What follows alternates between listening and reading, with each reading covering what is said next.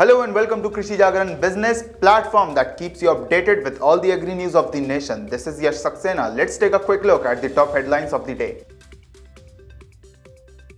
PM Modi to inaugurate Global Investor Summit via video conferencing today. Lena Johansson, President of International Federation of Agriculture Journalists, is all set to celebrate International Year of Millets 2023. Will attend the launch of Krishi Jagran's special edition on millets tomorrow. To discuss economy and measures to accelerate growth, PM Modi to hold pre-budget meeting. Omnivore makes third investment under OmniX bio backing animal nutrition startup eFeed. Rahul Gandhi's Bharat Jodo Yatra continues in Haryana, discusses MSP and other agriculture issues with farmer leaders. PM Modi to inaugurate National Youth Festival tomorrow will have a special forum to promote millets. Startup India Innovation Week kick-starts, celebrations will be seen across India. Garuda, Aerospace and Rallis, India join hands to leverage technology in agricultural operations. 14th World Spice Congress to be held in Mumbai from 16 to 18th Feb 2023. Central government issues 64 crore rupees to Punjab for crop diversification plan.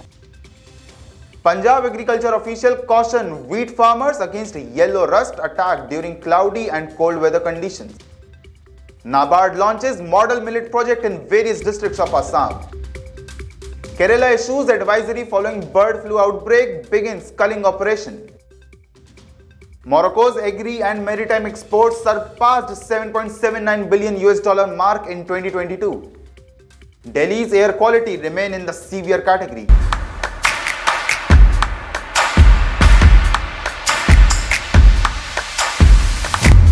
Now the news in detail. The two-day mega event in West Madhya Pradesh Global Investor Summit kick-starts today. The 7th edition of the event was inaugurated by Prime Minister Narendra Modi virtually.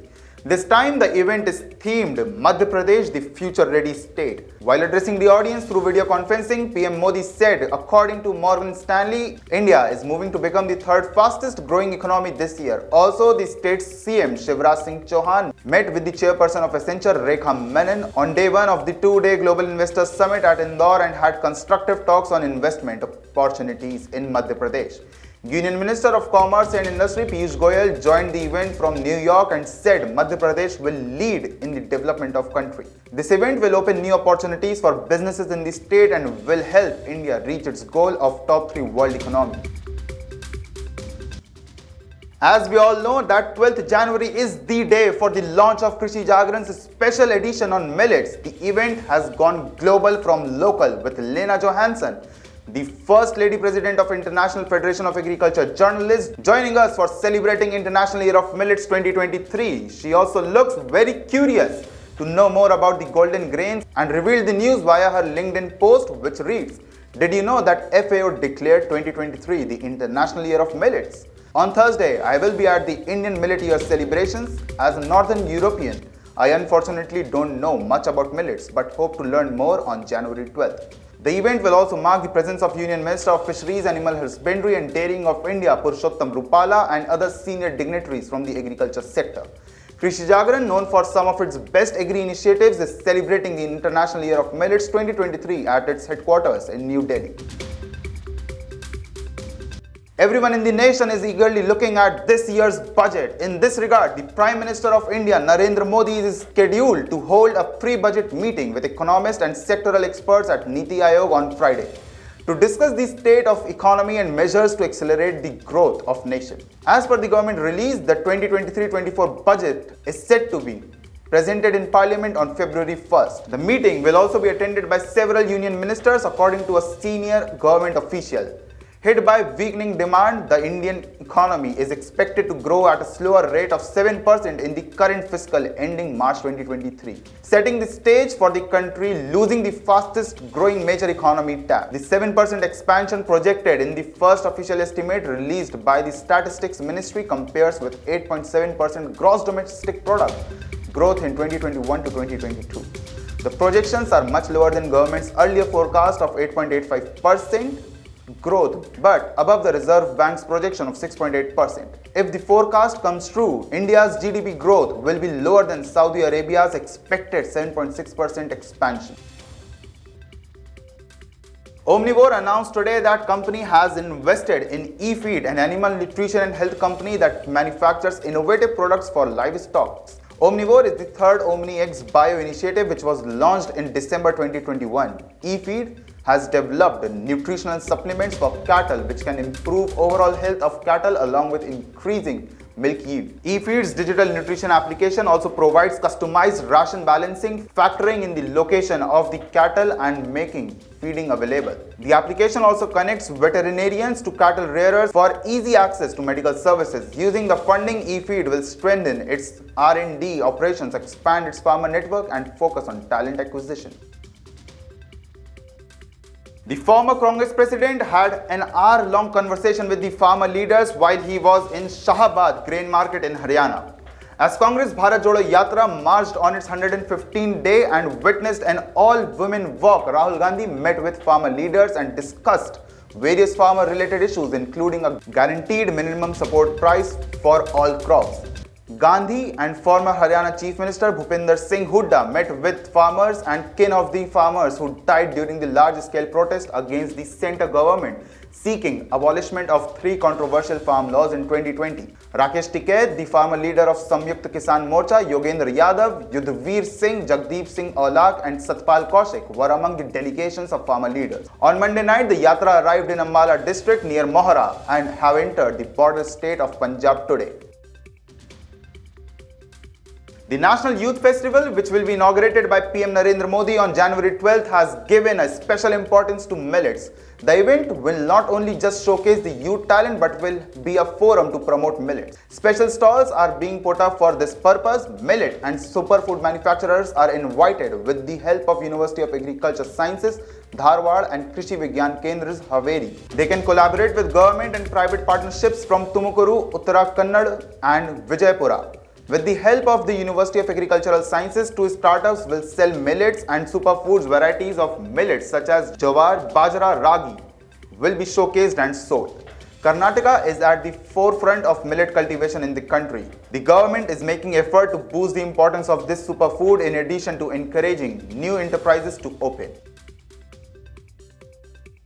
A 7-day-long Startup India Innovation Week to celebrate the National Startup Day started today across the nation with several events to reach ecosystem stakeholders and enablers. Startup India Innovation Week, organized by the Commerce and Industry Ministry, Department for Promotion in Industry and Internal Trade, DPIIT, began on January 10th with the aim to encourage entrepreneurship and innovation.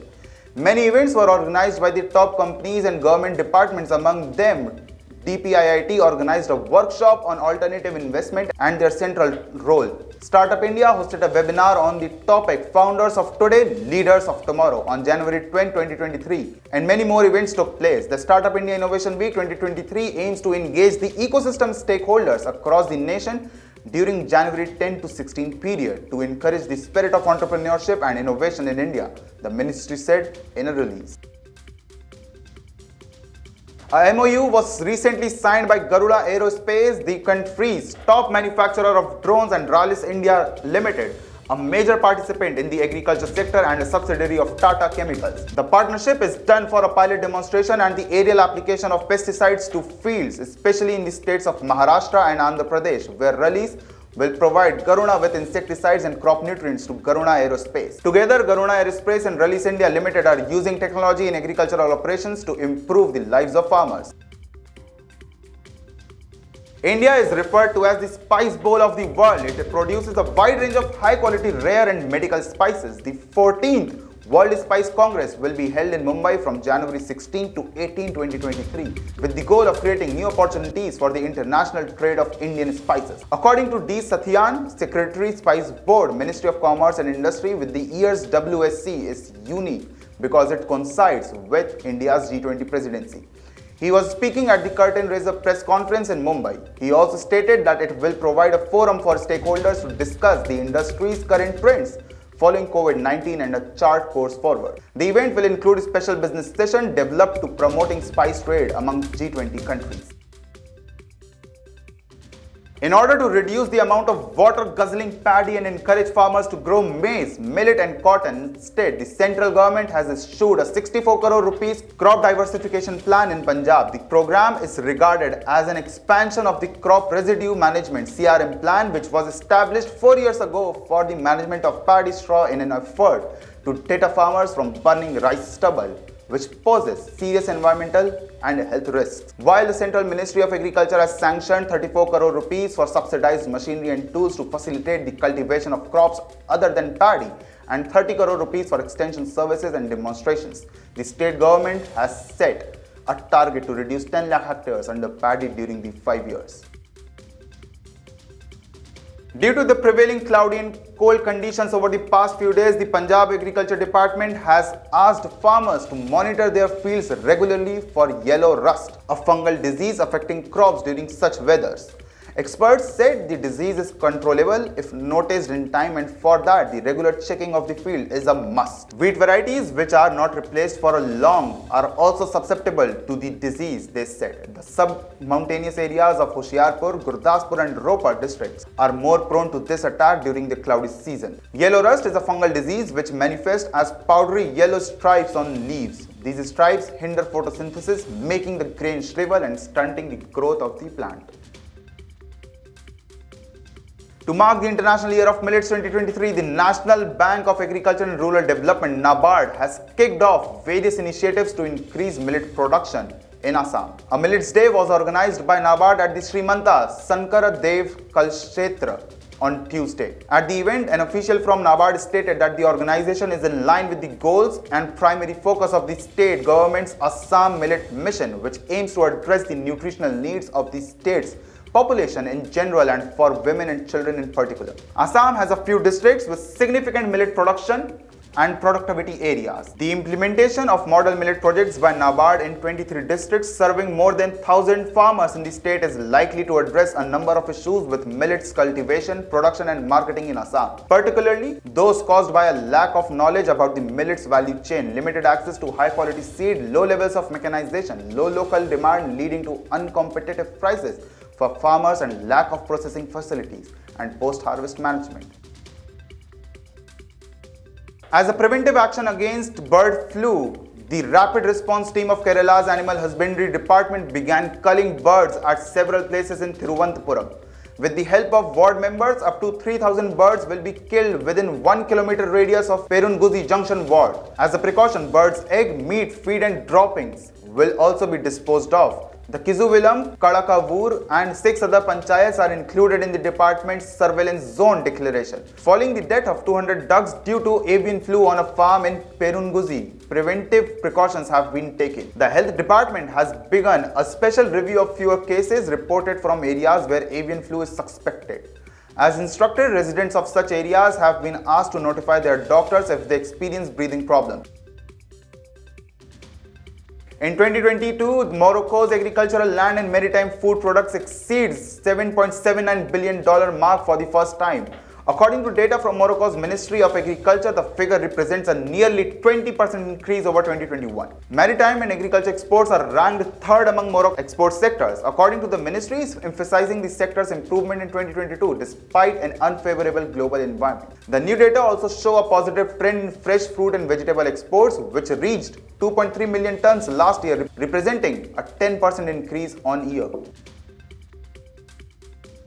Delhi air quality and of the national capital continued to be in the severe category on Wednesday, with an overall air quality index recorded at 421. Already reeling under a cold wave since the beginning of New Year, residents in the national capital on Wednesday woke up to another chilly and polluted morning. Safdarjung base station in the national capital recorded a minimum temperature of 5.9 degrees Celsius this morning, giving us some relief to the people. According to Indian Meteorological Department, the visibility in the Palam area was recorded at 100 meters. According to the weather forecast, IMD, Delhi experienced the third worst cold spell in the last 23 years and warned that from January 14, there will be a second spell of cold in the national capital. So this was all about the news. Let's take a look at today's quiz question. The question is on your screens. The center proposed a law that empowers it to fix the maximum selling price and distribution of what? Option A, seeds. Option B, fertilizers. Option C, pesticides. And option D, soil. You can reply to us via SMS on the number 8800023204 for more updates on agri news. Stay tuned with Krishi Jagran Business. This is Yash Saxena signing off.